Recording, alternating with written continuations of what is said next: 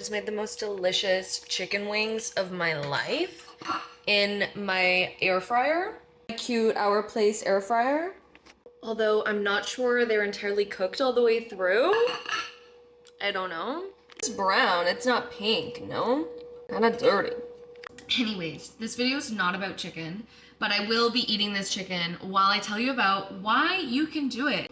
It's exam season. This crater on my forehead can assure you of that. And imposter syndrome is in the air. I can sense that people are doubting their abilities. And so I am here to remind you of why you're destined for success.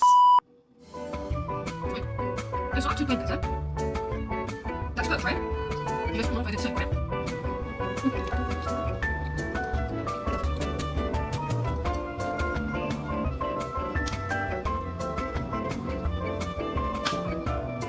You can do this because you are destined to do it.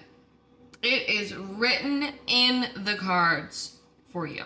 And every second that you spend doubting it, you're feeding into the narrative that it's not gonna happen, into the possibility that it's not in the cards for you, that it's not written in your destiny. And that, my friend, is fucked up. Because if you're not gonna cheer yourself on, if you're not gonna believe in yourself, then who will? I know you've been doing the work. I know you've been showing up. You've been doing the research. You've been doing everything that you've been told you're supposed to do. And everything else is out of your control. All you have control over is believing that you can do it. Regardless of what your external circumstances tell you, you can do it. Because genuinely, anything is possible. If you know anything about quantum physics, the quantum field, Joe Dispenza, if you know anything about Joe Dispenza, we need to be friends, number one. But number two, if you know anything about that realm of spirituality, you know that anything is possible. Anything you put your mind to. One of my favorite studies, scientific studies that Dr. Joe Dispenza uses in his videos is this study where someone observing an electron, which is, like an energy particle, underneath a microscope, when they observed it, it turned into an atom, into matter. But then when they stopped observing it, it turned back into energy. And so the conclusion from that study is that everything is energy. Everything is energy. And it only becomes tangible matter when we focus on it, when we put our attention on it. And so there's, theories that kind of then stem from this, saying that you won't be able to generate wealth in your life unless you're focusing on it and you're putting your attention towards it. And I think that to be true, and I think it applies to every aspect of your life. You're not going to grow as a human being if you're not focusing on growing, if you're not focusing on doing things that are going to generate and garner personal growth and development. Okay, now this isn't to say that lying in bed all day thinking about dollar bills and money and winning the lottery is going to make you rich. It's more so saying that you have to do that, as well as taking actionable steps in your reality to then achieve and quantify that material goal or dream that you have in this present material reality. And to do that, to make that dream, that vision that you have for yourself, manifest into this material world, you have to first believe that it's going to happen, because nobody else is going to. That's step number one. And then number two is taking those actionable steps. And then step number three, it brings it back to step number one. You have to believe in yourself while you're going through those actionable steps to then manifest that dream. And so I will use law school, for instance, as a tangible goal that I had for myself for a very long time, that a lot of other people have for themselves as well, that requires a lot of belief in yourself and a lot of small, tangible goals and achievements over a long period of time to then achieve the goal of getting accepted to a law school and attending law school. And so that first started with believing that I could go to law school and be a lawyer and work in the legal field. and then believing enough to take the LSAT, to invest money every single month into 7-stage tutoring courses to learn how to take the LSAT. And then the time that went into learning how to take the LSAT and practicing how to take it. And then the money that went into actually writing the test and sitting the test. And then more money and time that went into writing applications for law school. And through all of that, I just had to keep telling myself, you can do this, you can do this, you can do this. As much as I wanted to quit, I had invested so much. And the more that you invest into something that you want to do, the harder it is to quit. I'm going to say that again. The more that you invest into something, the harder that it is to quit.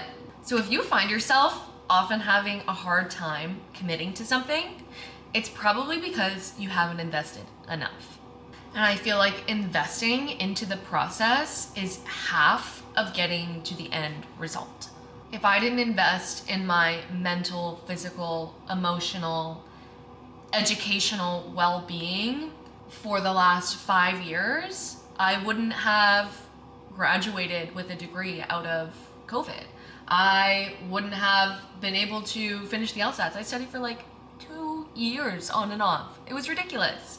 I tried to sit the test like 4 times, yet only got 2 scores. Also ridiculous. But I had my heart set on going to law school and going to law school in BC. And so despite all my external circumstances, despite all my doubts in my mind, all my limiting beliefs, you can't do this, you can't do this, you're not working hard enough, you're not gonna be good enough, I kept my head down, kept my eyes on my goal, and kept investing into my dream.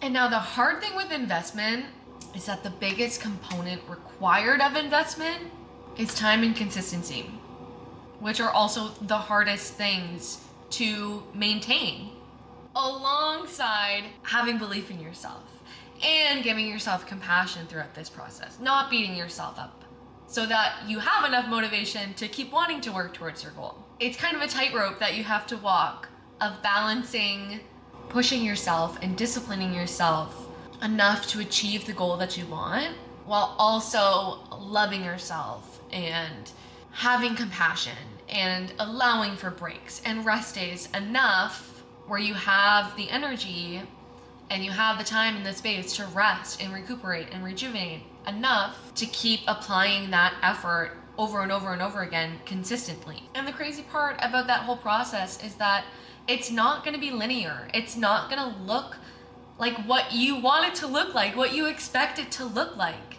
It's not going to be as easy as you're dreaming it up to be in your head. And that's amazing. That is like the best part of this human experience. The highs and the lows, the ebbs and the flows, the worries and the fear and the angst, but also the feelings of ease and peace and tranquility and love and acceptance. Like, you don't get those highs without the lows. Now, to a degree, obviously. But because your dream isn't going to manifest as you're expecting it to, you kind of have to believe in yourself and work towards this tangible goal without any expectations, which is so hard.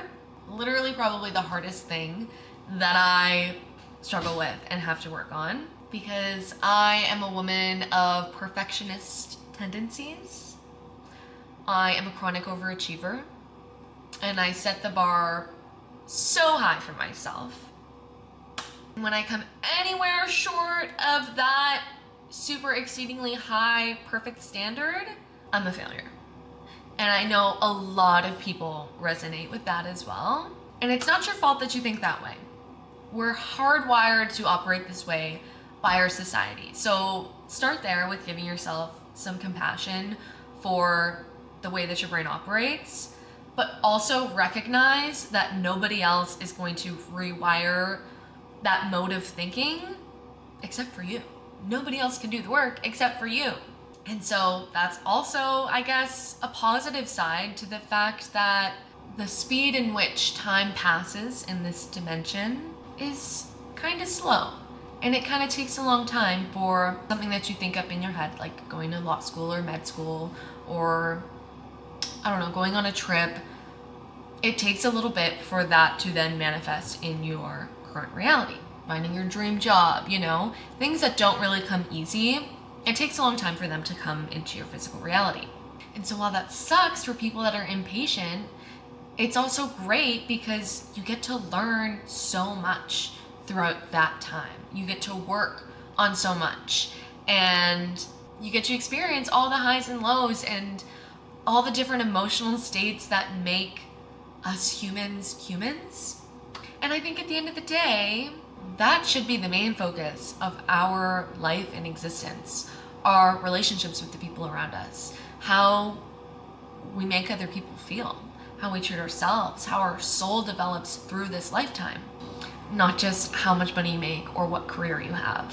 As much as those things are important, if you shift your focus away from that being the end all be all most important thing in the world, you can retrain your mind and convince yourself that you can enjoy the process of attaining whatever that physical, tangible reality is. As much as studying for a standardized test sucks, you can shift your perspective and be so grateful for being able to even sit the test, being able to challenge your mind, expand your knowledge, expand your skill set, and apply to law school. And this applies to all respects, even with getting a job, Be grateful for the opportunity that you even are there able to try and give it your all and give it your best. When you forget that just existing is a blessing in and of itself, you make it a lot harder on yourself to stay motivated and inspired and energized and wanting to work towards your goals. If you get tunnel vision with your goals and that's the only thing that's important to you and you forget about everything else operating outside of it, I would be worried, because that's not the end all be all of life. It's not the most important thing. As much as capitalism might brainwash us into thinking that it is, it's not. And I think staying rooted in the perspective that perfectly achieving your goals in the perfect way that you have expected for yourself is possible, but it's also possible for something else to be better and more suited for you. And you gotta be open to that possibility. And you gotta be open to the possibility of it not working out. Because when you put so much stress and pressure on yourself for something to work out, for something to go a certain way, and it doesn't go that way, and you lose your freaking shit, that's not cool. And the universe doesn't fuck with that, because clearly if something's not working out for you, it wasn't meant to happen. It wasn't meant for you.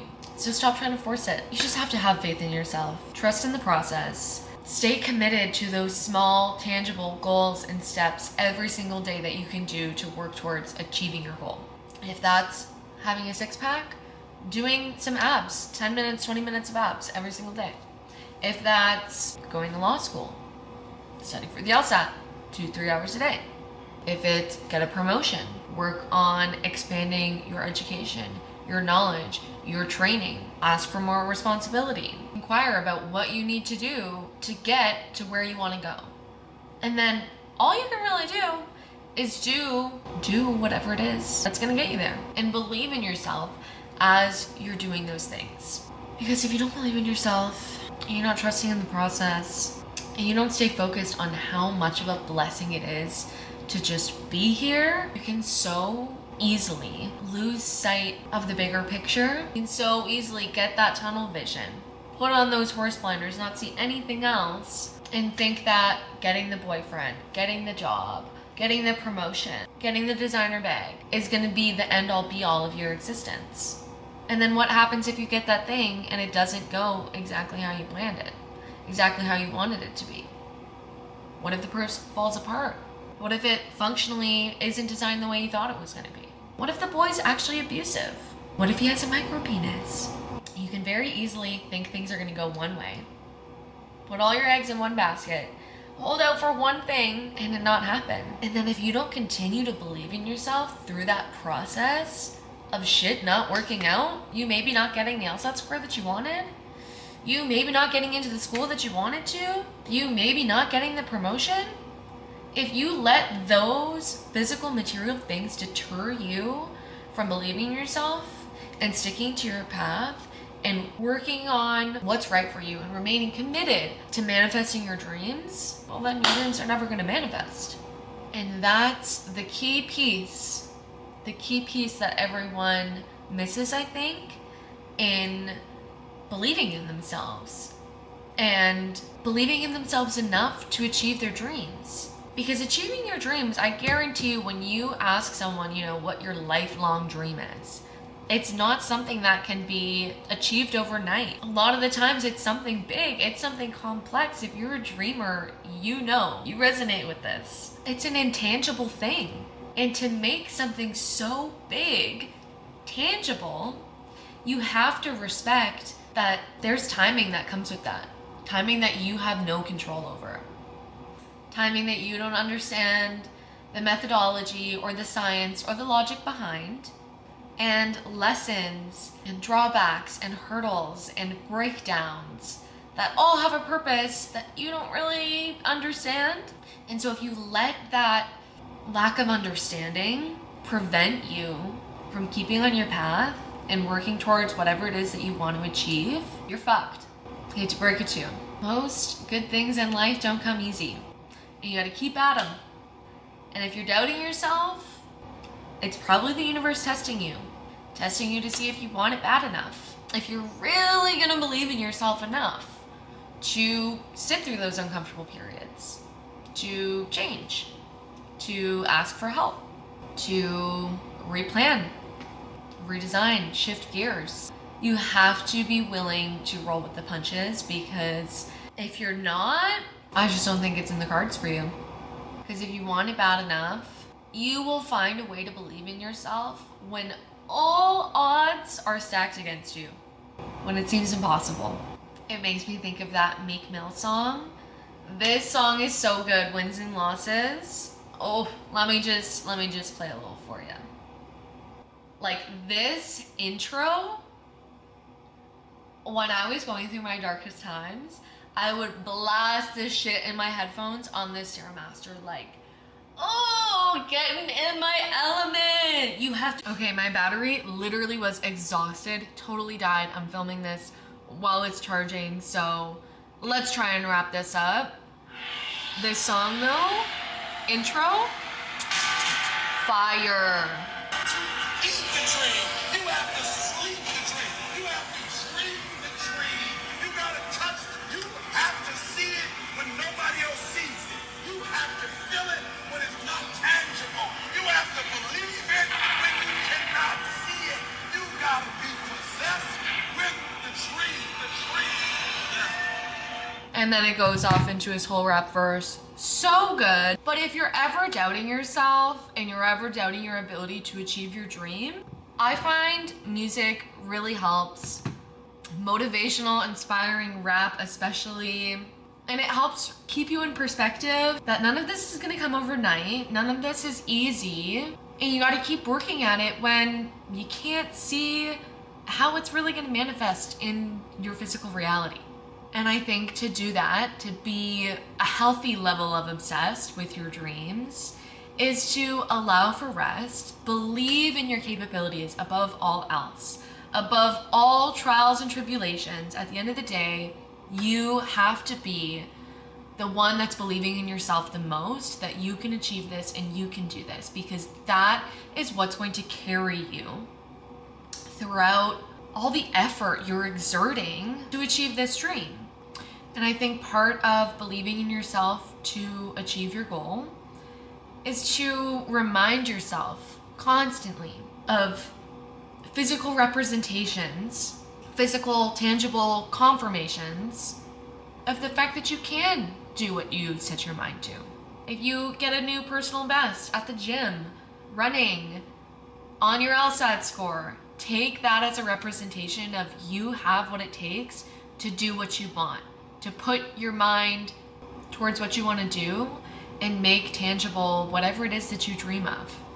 Another thing I like to think of to, kind of maintain perspective is, what was it, the 5-minute mile or 6-minute mile where nobody could run? I think it was 5 or 6. I don't know, nobody could run a 5 or 6 minute mile until one person did, and then all of a sudden everyone could. And the story behind that is that it goes to show how things can seem really hard to achieve when nobody else has achieved them yet. Nobody else has set that standard. But at the same time, there's a lot of really successful people that have come from nowhere. So find some icons, some queens and some kings that you can look up to as well. When you doubt yourself, to remind yourself like, hey, if they did it, I can do it. And don't let, comparison kill your character. Stay focused and rooted in the fact that you can do this. You worked hard. You have what it takes. You will continue to work hard until you achieve whatever it is you have your heart set on. And then believe that when the universe wants to tell you otherwise, when your physical reality is challenging you, causing you to doubt yourself, doubt your abilities. If you get a C, get a D on your law school midterm. Knock on wood, I hope not. But if you do, that's also not the end of the world. Failing in class, not the end of the world. You can retake it. World keeps on spinning, life goes on, and you will find a way to make whatever happens work. And that's the belief that you have to stay grounded in, that you will take care of you at the end of the day, regardless of whether things go right, wrong, left, or right. Keep reminding yourself of it every single time you feel the need to doubt it. I love you. I appreciate you. Thank you so much for watching. You got this. You can do this. Keep on keeping on. Stay strong. Love yourself. Believe in yourself. And your dreams will come true.